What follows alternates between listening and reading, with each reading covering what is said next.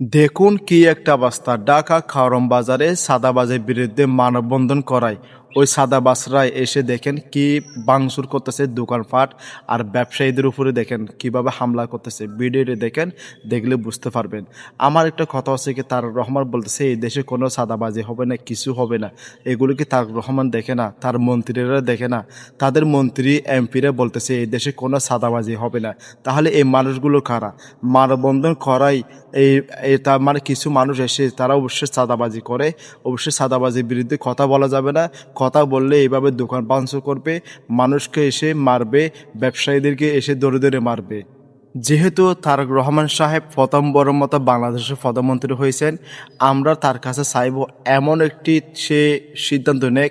অবশ্যই এই চাঁদাবাজির বিরুদ্ধে, এই দুর্নীতির বিরুদ্ধে অবশ্যই আমরা কঠোর অবস্থান দেখতে চাই।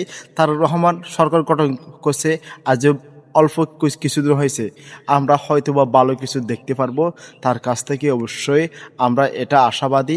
দেশের জনগণ এটা দেখার জন্য অবশ্যই সবাই তাকিয়ে আছে, তার রহমানের সিদ্ধান্তের জন্য অবশ্যই তাকিয়ে আছে। অবশ্যই সবাই ভালো থাকবেন, সুস্থ থাকবেন। ভিডিওটা পারলে শেয়ার করে দিবেন, অন্যকে দেখার সুযোগ করে দিবেন। আল্লাহ হাফেজ।